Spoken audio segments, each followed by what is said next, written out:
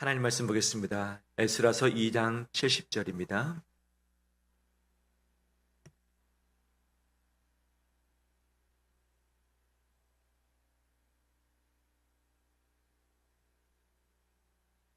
(2장 70절에서) (3장 6절) 말씀까지 교독하겠습니다.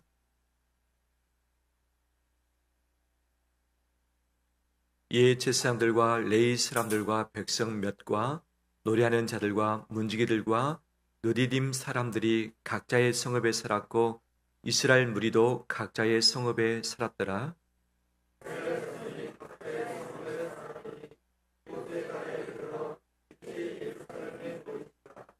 요사닥의 아들 예수아와 그의 형제 지상들과 스알디엘의 아들 수룹바벨과 그의 형제들이 다 일어나 이스라엘 하나님의 제단을 만들고 하나님의 사람 모세의 율법에 기록한 대로 번제를 그 위에서 드리려 할세.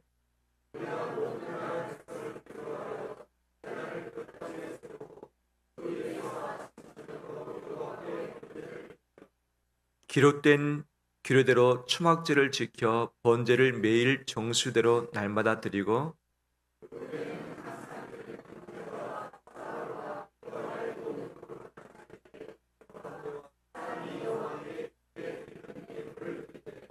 같이 읽겠습니다. 일곱째 달 초하루부터 비로소 여호와께 번제를 드렸으나 그때의 여호와의 성전지대는 미쳐 놓지 못한지라. 아멘. 주 앞에 오신 우리 성도들을 사랑하고 축복합니다. 소린 사단을과의 한 주간 고생 많이 하셨습니다.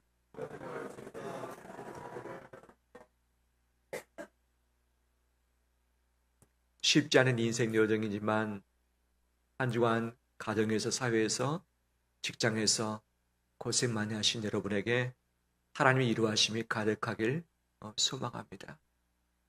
살다 보면 마음이 아파지기도 하고 가진 것을 잃어버리기도 하고 앞길이 보이지 않아서 막막할 때가 있는 것 아니겠습니까? 그럴지라도 우리 앞길은 하나님이 반드시 예비하셨고 가장 선한 길로 인도를 하실 것입니다. 아침에 일찍 일어나서 교회를 오는데 안개가 자욱했어요. 안개가 자욱했어요. 평상시에는 시야가 멀어서 저 멀리 청명하게 보이는데 오늘은 멀리 보지를 못했습니다. 안개가 있었어요.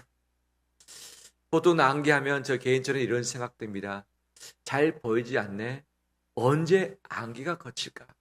빨리 안개가 걷혔으면 좋겠다.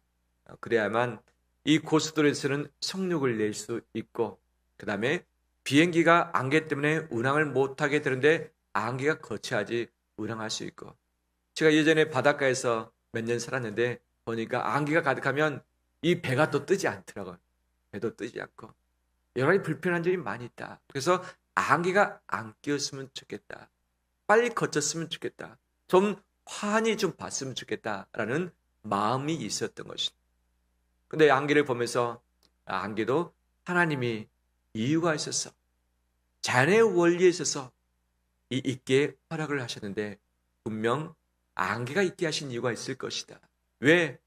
멀리 보고서 미리 준비할 수 있겠지만 보이지 않으면 미리 준비를 할 수 없고 어떻게 하는가?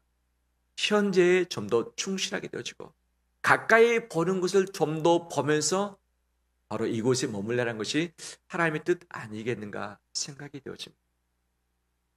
제가 새벽마다 주일마다 집에서 교회에 오는 코스가 있습니다. 이 공동동에 현대 해링턴 플레이스인가요? 이름이 어려운데 그것을 늘 지납니다. 매일 새벽마다. 오늘은 이 골목길에 신호등이 있어서 신호등이 딱 걸렸습니다.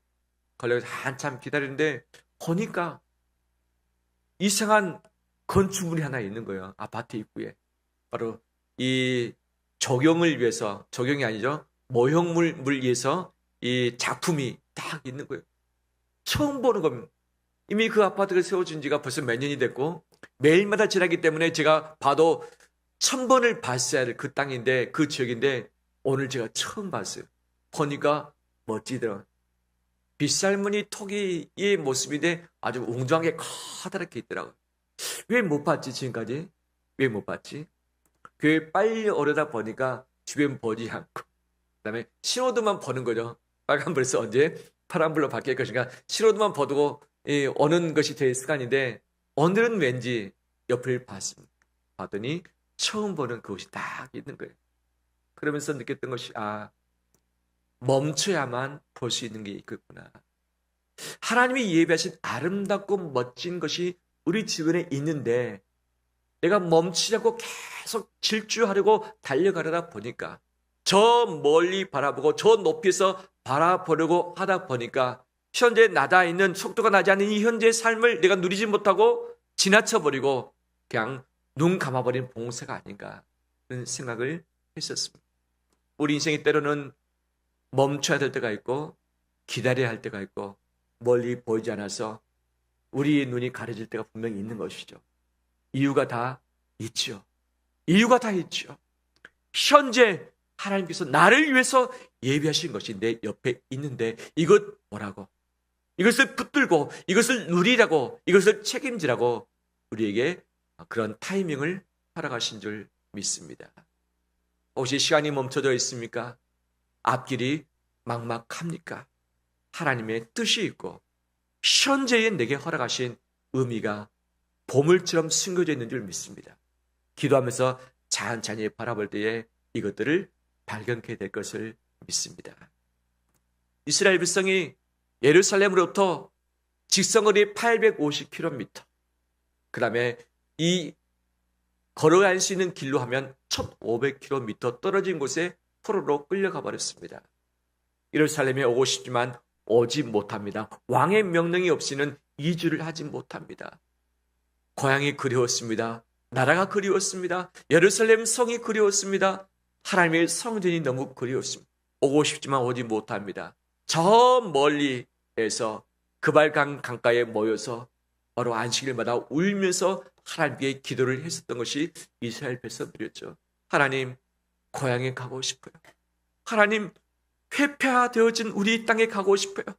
전쟁으로 말미암아 1차 공격, 2차 공격, 3차 공격으로 인해서 바벨론에게 싹 다 망해버린 것이 이스라엘 아니겠습니까? 1차 포로로 이 왕족이 끌려갔고 2차 포로로 왕과 기술진들과 용사들이 끌려가 버렸고 3차는 왕과 왕족과 남아있는 모든 사람이 다 끌려가 버렸습니다. 남아있는 사람이라고는 몸이 약하거나 그 다음에 몸에 질병이 있어서 그 먼 여행을 포로로 갈 수 없는 자들만 소수가 남아있을 뿐이었죠. 1차, 2차 때는 그래도 이 성과 성전은 그대로 뒀습니다. 3차 침략했을 때에 성벽을 다 무너뜨렸고 집을 다 불태워버렸고 성전까지도 다 불태워버렸습니다. 황폐한 폐허가 되게 만들었던 것이 바벨론의 3차 공격이었던 것입니다. 왜? 이스라엘 백성이 1차 점령했으면 왕이 잘 받들어 섬겨야 될 텐데 꼭 독립하려고 애를 쓰다 보니까 2차, 3차 타격을 해버린 것이죠. 마치 지금 우크라이나가 러시아로부터 공격을 받아서 주요 도시가 다 파괴되어 버리고 발전소가 다 파괴돼서 전기를 제대로 쓸 수 없고 이 식수를 제대로 마실 수 없고 난방이 되지 않는 상황에서 바로 고통스럽게 피비린내를 맡으면서 언제 미사일이 이곳에 터질지 알지 못하는 상황 가운데서 두려움 가운데 떨고 있는 바로 그 모습 아니겠습니까? 팔레스타인 가자지구 이 북쪽부터 중앙 그다음에 지금 남쪽까지 다 파괴되고 있는 것. 도시에 도저히 사람이 살 수 없을 정도로 다 파괴되어 버렸는데 어떻게 이것을 재건할 것인가? 막막하기만 합니다. 바로 이스라엘이 예루살렘이 다 그렇게 파괴가 되어 버렸던 것이죠. 그래서 저 멀리에서 고향을 바라보면서 조국을 바라보면서 울면서 기도하고 기다렸던 것이 이스라엘 백성들의 삶이었던 것입니다. 70년이 되자 하나님은 약속을 지키기 위해서 고레스 왕의 마음을 감동시키셨습니다. 이스라엘 백성들의 마음을 감동시키셨습니다. 이 왕이 명령합니다. 너희들은 너희 고향에 가서 하나님의 성전을 건축하라. 이를 위해서 하나님이 나를 왕으로 세우셨다. 이것을 내가 허락하노라. 성전의 물건들 가지고 가라. 그리고 너희가 예물을 기쁘게 드리라. 너 이스라엘 백성이 아니지만 이 바벨론에 사는 이웃들아, 너희가 자원해서 기쁘게 예물을 주어서 하나님의 성전이 세워질 수 있도록 해라라고 이미 저수까지 다 내려 있는 것이죠. 그래서 그들이 모였습니다. 몇 명이 모였는가? 5만 명이 모였습니다. 5만 명. 그리고 그들이 여행을 시작합니다. 얼마 걸렸는지 성경이 나오지 않지만 2차 포로 귀환 때에 에스라가 4개월 걸렸다고 이야기를 합니다. 1500km 정도를 수천 명이 오니까 그 정도 걸렸겠죠. 근데 5만 명이 그 길을 걷는다고 생각해 보십시오. 아무런 일 없이 순탄하게 오면 4개월, 최소 4개월 걸리는데 그 길이 짧은 거리가 아니죠. 사막길을 온다고 생각해 보십시오. 그것도 이사를 하는 것이잖아요.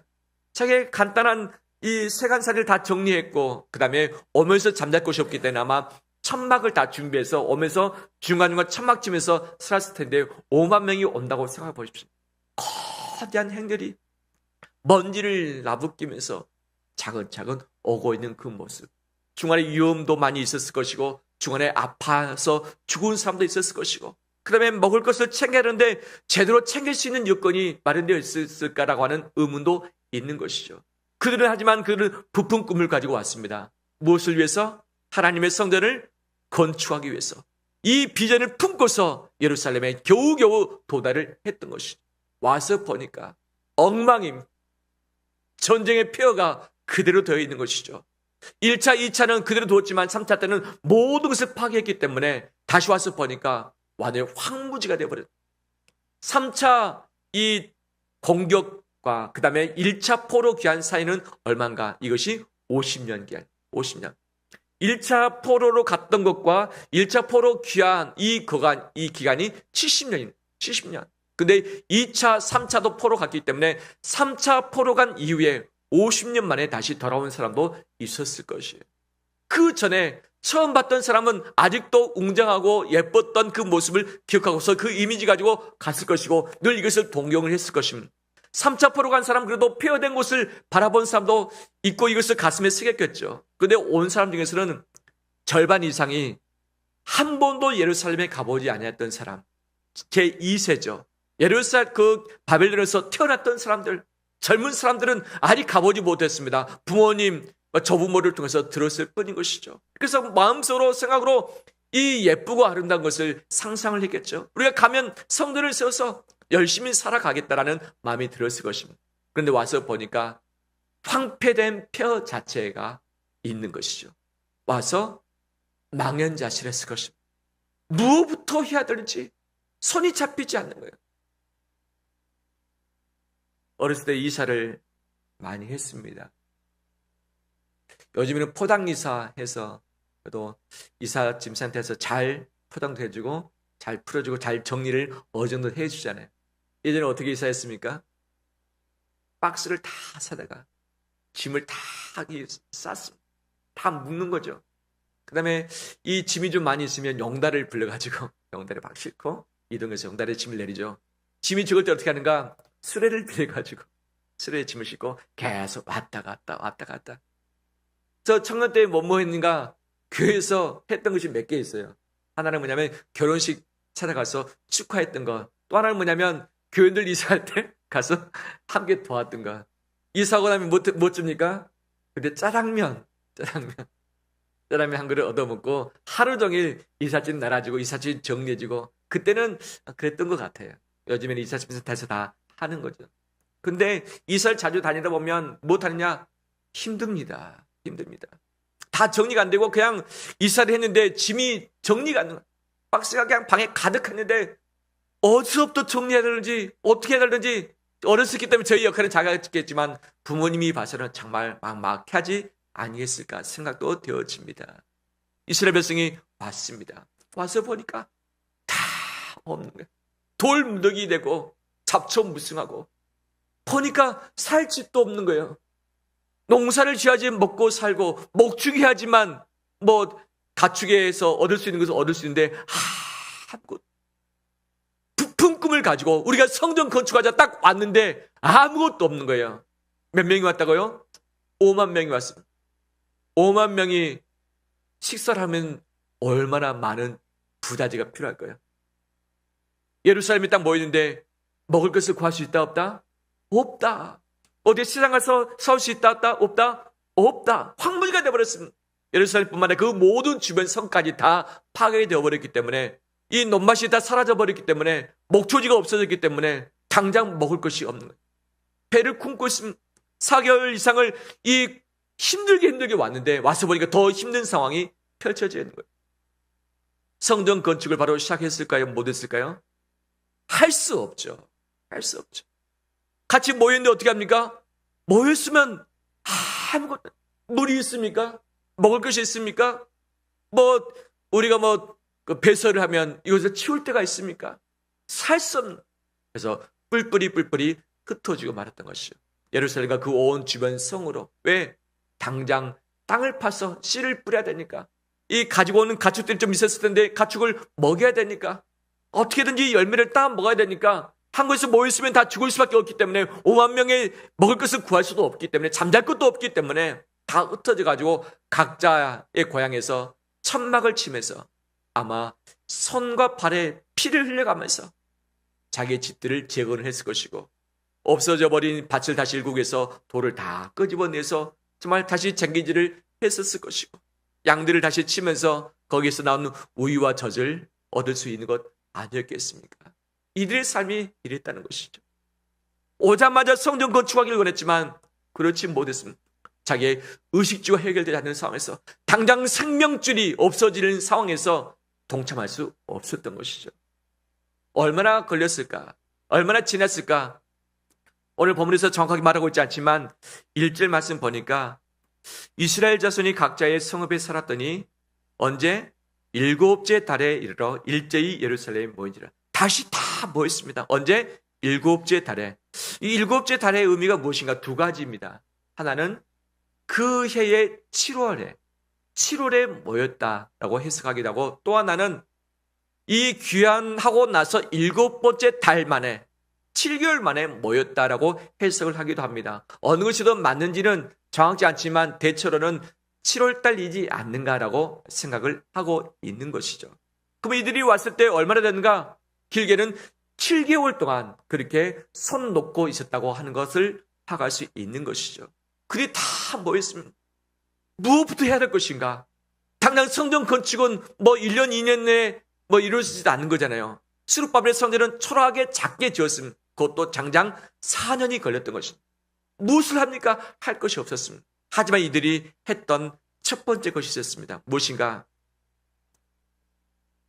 예수아가 그때 당시 대제사장이었습니다. 예수아와 제사장 무리들이 손발 벗고 나섰습니다. 그 다음에 스룹바벨이라는 사람이 왕족이었습니다. 왕족. 이 고레스가 사람을 보낼 때에 스룹바벨에게 맡겼습니다. 너가 가서 책임지고서 그들을 도우라. 행정 책임자로서 총독으로 이 왕족이었던 스룹바벨을 보냈던 것이죠. 그 스룹바벨과 그 형제들 왕족이죠. 제사장의 무리와 왕족이 손발 벗고서 가장 먼저 했던 것이 무엇이냐? 돌을 가져와서 성전 터에 번제단을 쌓았습니다. 번제단을 쌓았습니다. 그리고 무엇 했느냐? 7월 1일째가 되었을 때 그곳에서 첫 번째 희생제사를 드렸습니다. 할렐루야. 첫 번째 희생제사를 드렸습니다. 성전이 만들어졌는가? 아니었습니다. 아니, 성전이 만들어지기 전입니다. 건물이 없습니다. 하지만 성전 짓기 전에 성전이 의미하는 것이 무엇이냐? 하나님과 관계를 회복하는 것이고, 하나님을 제사하는 것이고, 우리의 죄를 회개함으로 주 앞에 엎드리는 것 아니겠습니까? 성전이 없지만 그래도 우리가 하나님께 제사를 해야겠다라고 해서 그들이 돌로 하나님에 대한 번제단을 쌓았던 것이죠. 그리고 그곳에 첫 번째 제사를 하나님께 드렸습니다. 그 제사가 몇 년 만에 행해졌는가? 3차 포로로 끌려갔던 사람은 몇 년 만에 다시 제사를 드린 겁니까? 50년 만에 제사를 드린 겁니다. 1차 포로로 끌려간 사람은 지금 몇 년 만에 다시 첫 번째 희생제사를 하나님께 드린 겁니까? 70년 만에. 50년 만에 70년 만에 예배를 드리는 것이 얼마나 큰 감격이고 은혜였을까요? 그리고 바벨론에서 태어났던 사람들은 하나님께 제사를 드린 적이 있을까요? 없을까요? 없죠. 기도를 했을지언정 희생 제사를 드릴 수 없었죠. 왜? 바벨론이 통치할 때에 이 신의 통치를 같이 믿었기 때문에 바벨론이 허락한 신만 믿도록 되어 있고 다른 신을 섬기는 것 자체가 금지되었던 것이죠. 이미 포로기 때에 있었던 이 선지서를 보면 우리는 알 수 있는 것 아니겠습니까? 다 금지되었던 것, 다른 신에게 제사를 드릴 수 없었던 것이죠. 그곳에서 태어났던 제2세들은 생애 처음으로 하나님께 단 이 희생 제사에 동참을 했던 것이죠. 제가 잊을 수 없는 예배가 있습니다. 지금도 잊을 수 없는 예배이긴 하지만 군대 갔을 때의 예배였습니다. 제가 23살 때 입대를 했습니다. 가서 열심히 훈련을 받아서 한 번도 가보지 아니었던 곳에서 한 번도 해보지 않았던 훈련을, 그 다음에 알지 못하는 이 동기들 수백 명들과 함께 훈련 가운데 있는데 얼마나 어색하겠어요. 정말 긴장이 됐죠. 제대로 먹지 못하죠. 5분 이내에 밥을 먹었는데 힘들죠. 딱 이 몸이 땀 범벅, 다 땀 범벅 냄새나고 막 먼지 뒤집어 씌운 그 상황에서 샤워하고 오라는 거예요. 아우, 너무 행복하죠. 근데 샤워를 얼마 전이냐? 5분 내에 하고 하는. 열심히 뛰어가서 막 하고 막 왔는데 얼마 지났는가? 5분이 지났어요. 진짜 열심히 나가는데 그때는 전투화를 다 끈으로 묶는 거 있잖아요. 전투화를 풀고 묶는 만도 이미 1분, 2분 가버리잖아요. 겨우겨우 왔으니까, 빨리 왔으니까 이해해 주겠지. 천만의 말씀. 샤워가 딱 왔는데 늦었다고 뺑뺑이 돌며 구르며 온몸이 또 다시 땀 범벅, 먼지 범벅이 돼버렸어요. 그 다음에 또 샤워할 시간을 줬을까요? 안 줬을까요? 몇 분 줬을까요? 5분 줬어요. 5분. 우리 훈육대가 120명인데 5분 만에 다 120명이 샤워하고 나왔을까요? 못 나왔을까요? 다 나왔죠. 예, 5분 안 나오면 또 그러니까 5분 만에 다 샤워하고 완전 이 복장 다 갖춰서 딱 섰던 건, 이것이 군인 정신이구나라고 생각도 되었습니다. 그러는 것이 일주일 지났습니다. 주일이 다가왔습니다. 내일 주일 예배당에 같이 있겠구나. 기도하고 싶었습니다. 너무 힘들었기 때문에 하나님을 의지하고 싶었고 정말 기도하고 싶었습니다. 근데 청청병력 같은 소리가 들렸습니다. 내일 예배당에 가지 못한다. 내일 종교행사 가지 못한다. 이것이 군인의 우리의 규칙이다. 종교행사를 하지 않는 것도 훈련이다. 가서 건의를 했습니다. 안 된다. 어떻게 합니까? 내무반에서 예수님을 믿는 동기 몇 명이 모여서 간단하게 예배를 드리는 것을 대신했죠. 그 다음 주일은 허락이 됐습니다. 이제 다 준비하고 주일 아침에 종교행사 갈 사람 다 모여가지고 이제 열을 맞춰서 이 예배당 향해서 갔습니다. 한 1km 정도 됐습니다. 근데 한 몇십 미터 정도 가까이 왔을 때 예배당에서 찬양의 소리가 흘러나오기 시작했습니다. 그 찬양의 소리를 듣자마자 제 눈에 눈물이 왈칵 쏟아졌고 눈물이 주치가 안 되네요. 예배당에 들어가 앉았는데 예배 마칠 때까지 이 눈물이 그치지 않는 거예요. 이 예배당에 온 그 자체가 얼마나 큰 감사이고 감격인지, 하나님께 찬양하며 예배하는 것이 얼마나 큰 위로인지 그 예배를 지금도 잊지 못하고 있습니다. 코로나 기간 동안에 우리가 예배당에 오고 싶었지만 제약 때문에 오지 못했고, 열매막 예배 드리라, 수수만 예배 드리라, 영상으로 예배 드리라, 또 우리 교회에 또 이 확진 소식이 있어가지고 또 구층에서 다 조사 나와도 CCTV를 다 검색하면서 정말 마치 취조를 당하듯이 우리를 죄인 취급하면서 다 그렇게 됐던 거죠. 어떻게 합니까? 2주 동안 아예 교회가 폐쇄돼버려요. 폐쇄. 성도들은 오고 싶어도 오지 못했고 힘든 여정 가운데 있었습니다. 이때 다시 예배가 재개돼서 교회당에 왔을 때 그때를 기억하십니까?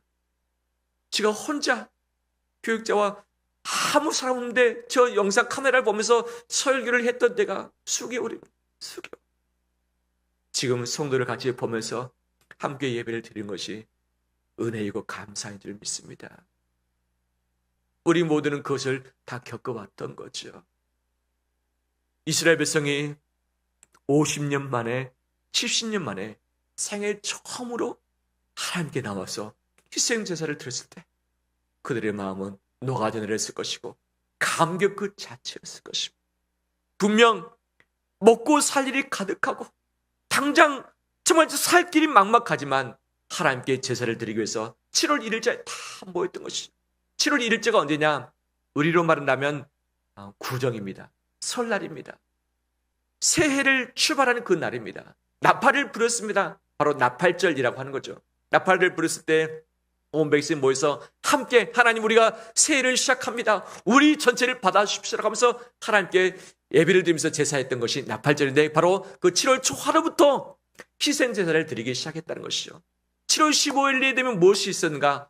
초막절이 있었습니다. 일주일 동안 초막에 거주하면서 이제 야외 생활을 하는 것이죠. 우리가 죄인이었지만 우리가 노예였지만 광야를 통해서 가나안 땅에 왔던 것처럼 우리가 포로로 갔지만 귀환해서 이곳에 온 것처럼 우리가 광야 생활을 잊지 않겠습니다. 우리가 자유를 잃어버렸던 것을 잊지 않겠습니다라고 하면서 그 천막 생활, 이 초막 생활을 다시 일주일 동안 하면서 그 더위 가운데 버텨내는 것이죠. 우리의 고난, 우리의 옛적의 역사를 잊지 않겠다. 마치 우리나라가 일제하에 또는 전쟁 때문에 모든 거 다 잃어버리고 고통 가운데 있었을 바로 그때를 잊지 않겠어 기념일을 청하면서 우리가 함께 기도하는 것처럼 바로 이스라엘 백성이 그러했다는 것이죠. 바로 그들의 간절한 마음에 최우선순위를 가지고서 하나님께 대한 제단을 쌓고 제단 위에 번제를 드렸습니다. 아직 성전이 없었지만 성전의 의미를 먼저 살렸던 것이죠.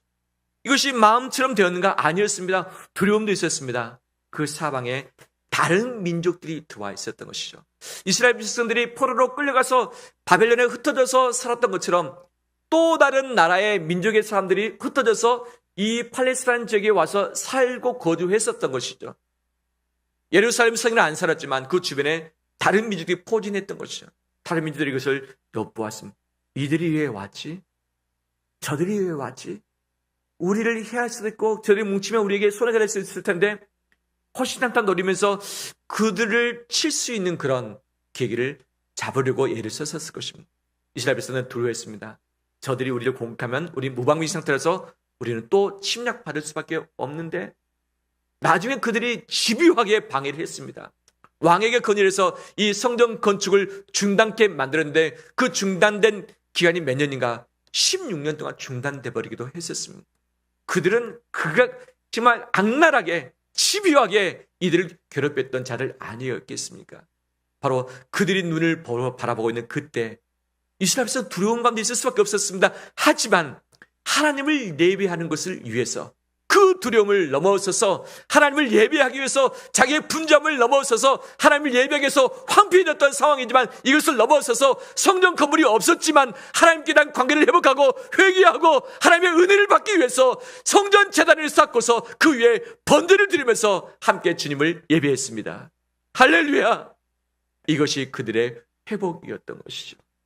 하나님은 그 예배를 제사를 기쁘게 받으셨을 것이고 내가 너의 하나님이고 너는 나의 백성인 것을 다시 확인하는 그런 시간들이었을 것입니다. 모퉁이돌 선교회에서 북한 성도의 한 편지를 소개를 작년에 했었습니다. 아주 가까운 1년이 되지 않는 그런 기간이죠. 지금 최근의 일이라고 생각하시면 됩니다. 북한 성도가 예배를 사모하면서 이런 글을 적었습니다. 식구들의 주일날 모이는 것을 생각만 해도 오른쪽 갈비가 저려나고 마음이 너무 아파나서 숨이 꽉 막히는 것을 자주 느끼곤 합니다. 너무 아프고 숨이 꽉 막히는 것을 자주 느낀다. 그래서 고통스러울 때 갖는 이런 분위기도 하지만 너무나도 소중하게 사모하고 너무 사무치게 간절히 원할 때 겪게 되는 영적인 고통이기도 하는 거죠. 주일날 함께 다 모이지 못하고 예수 믿는 가족끼리 조용히 몰래 모여서 예배를 드리는 그 시간이 그토록 마음 저리고 갈비뼈가 아플 정도로 그렇게 사모되어진다고 고백을 하고 있죠. 너무 만나고 싶고 말씀이 간절할 때는 글로도 말로도 표현할 수 없고 어떻게 진정할 수도 없고 소리 높여 외칠 때도 없고 가슴을 부여잡고 눈물로 씻어내립니다. 눈물로 씻어내립니다.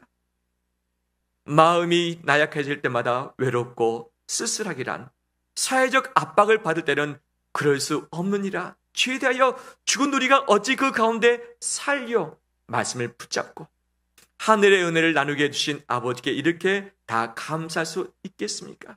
아버지만이 제 마음을 아시고 부족한 것을 채워주시고 마음에 원하는 것을 아끼지 아니하시고 흔들어 넘치게 채워주십니다. 약한 자를 들어서 강하다고 하는 자들을 부끄럽게 하시고 미련한 자를 택하사 지혜 있다고 하는 자들을 부끄럽게 하시는 아버지의 능력을 체험할 때마다 내 약함을 자랑하지 않을 수 없습니다. 원하는 것은 한 번이라도 모여서 말씀을 듣고 싶습니다.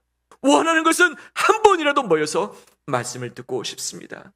언니는 저의 안전을 위해서 아직은 참으라고 하는데 그때를 기다립니다. 그때를 기다립니다. 이것이 최근에 북한 성도가 모팅이돌 선교에 보내온 편지였던 것이죠. 예배하고 싶어도 모이고 싶어도 말씀을 듣고 싶어도 그럴 수 없는 우리 북한 동포의 성도들, 마음껏 예배할 수 있는 우리는 어떤지, 나는 어떤지, 평안하고 좋고 내 마음만 먹으면 언제든지 예배당에 올 수 있는 나는 어떤지요. 예배를 향한 간절함이 있는지, 예배를 향한 우선순위가 내게 있는지, 예배를 사모하는 이 사무치는 마음이 내 안에 살아있는지, 아니면 예배의 홍수 가운데 있기 때문에, 말씀의 홍수 가운데 있기 때문에 그냥 와서 1시간 또는 몇 시간 예배드리고 봉사하고 가는 것으로 만족하고 있지 않는지, 우리 마음이 전자이길 소망합니다. 하나님은 우리에게 하나님의 성전을 건축하라고 명하셨습니다. 이것이 나의 비전이며 내 존재 이유인 줄 믿습니다. 마음의 성전을 건축하고 바로 하나님을 예배하며 그분을 사모하며 가까이 있으며 하나님을 경배하는 우리 삶의 여정 되기를 바랍니다. 분명히 종교의 자유가, 예배의 자유가 있지만 우리는 이 자유를 가지고서도 예배를 우선시할 수 없는 수많은 이유들이 있습니다.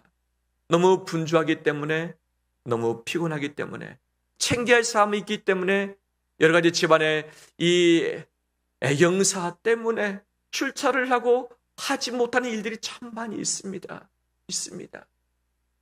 그럴지라도 예배보다 우선할 수 있는 것은 없습니다. 예배보다 우선할 수 있는 것은 없습니다. 예배는 우리의 생명입니다. 예배는 우리의 생명입니다. 이 예배를 붙들고서 주 앞에 나오는 우리 되길 간절히 소망합니다. 지난주에 주일 예배뿐만 아니라 주중 예배에 좀 더 사모하자라고 말씀을 드렸습니다. 저는 감사가 있었습니다. 주중에 평상시에 나오지 않았던 두 분의 성도님이 예배에 참석하셨습니다. 할렐루야! 얼마나 감사하고 감격한지 제가 고맙다 말씀했어요. 뭐라고? 순종해 주셔서 감사합니다. 지금 오늘 예배 가운데 오셨어요. 두 분 감사합니다. 감사합니다. 예배 가운데 올 수 없는 수많은 이유가 있어요. 수많은 이유가 있어요. 거리 때문에, 시간 때문에, 일이 많아서 내가 처리해야 될 일들, 내가 만나야 될 일들이 많이 있기 때문에, 피곤하기 때문에, 힘들기 때문에, 하지만 하나님을 예배하는 이것이 우리의 전부이고 우리의 생명인 줄 믿습니다. 하나님을 사모하고 그분을 높여드릴 때에 하나님은 우리의 하나님 되시고 우리의 왕이 되시고 주권자 되십니다. 나를 통치하시고 나의 필요를 채우시고 내 가족들을 안아주시고 붙잡아 주실 줄 믿습니다. 성전을 회복하는 것은 예배를 회복하는 것입니다. 어떤 일이 있어도 영적인 재단을 쌓고서 바로 하나님께 예배를 드리는 것, 여기서 꼭 붙들고 평생토록 죽을 때까지 나아가는 예배에 승리하는 우리 되시기를 주의 이름으로 축원합니다.